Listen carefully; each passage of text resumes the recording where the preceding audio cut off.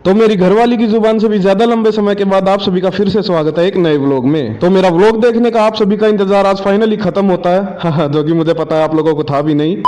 तो हर दिन की तरह अपनी झंड जिंदगी का एक और दिन झंड करने के लिए हमारी बिना तोप की सेना पूरी तरह तैयार थी। अब जेब में पैसे तो पानी की बोतल के भी नहीं थे, लेकिन मन में अरमान इस तरह सजा के निकले थे जैसे रास्ते में पड़ने वाली हर फैक्ट्री हमारे लिए 1 करोड़ रुपया साइड में निकाल के हमारा इंतजार कर रही है। खैर मुझे कोई फिक्र थी नहीं, क्योंकि जेब और हालत आज दोनों ही हमारे हेड साहब की ढीली होने वाली थी। खैर आप लोग घर से निकलने से पहले दही चीनी खाते होगे, लेकिन हम लोग खाते हैं हमारी आंटी के चमत्कारी शब्द। तो आ जाइए ना, अच्छी तरह पिटाई करूंगी।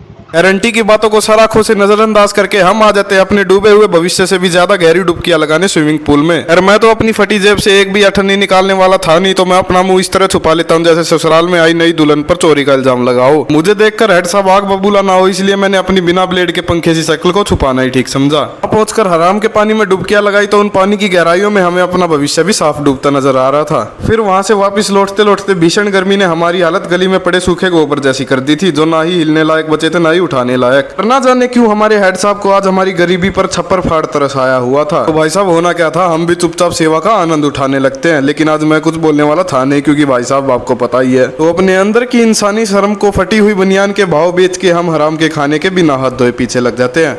भाई साहब अमीरों के काम है ये हाथ वाथ धोना।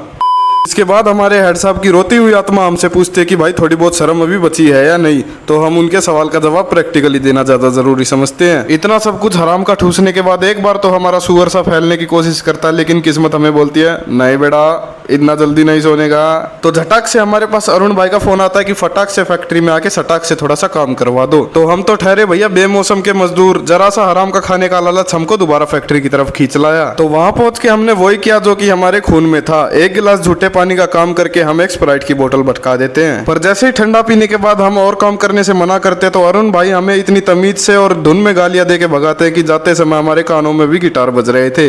जिसके बाद हम डायरेक्टली आ जाते हैं अपने चोमू चमचम को कालू हैंडसम बनाने के लिए कल भाई के घर में स्पेशल वेडिंग है। जिसके बाद गुस्साए हुए हमारे हेड साहब कहते हैं कि मेरी सैलरी की चाचा नानी ताता फूफी तो तुमने कर ही दी, तो बची हुई सैलरी का भी अंतिम संस्कार कर ही दो। तो हम सीधा पहुंच जाते हैं कॉफी पीने के लिए, लेकिन इस बार भगवान कहते हैं बस बस मुन्ना बस।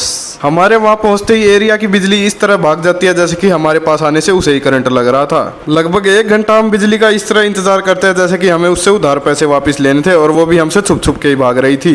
एक बार तो हमारे हेड साहब की जेब में खुशी की लहर दौड़ पड़ी, लेकिन उस लहर के बीच भूचाल लाने का बंदोबस्त हम पहले ही कर चुके थे। आज के लिए बस इतना ही। अगली वीडियो देखने की हिम्मत बचे तो कल दोबारा आ जाना।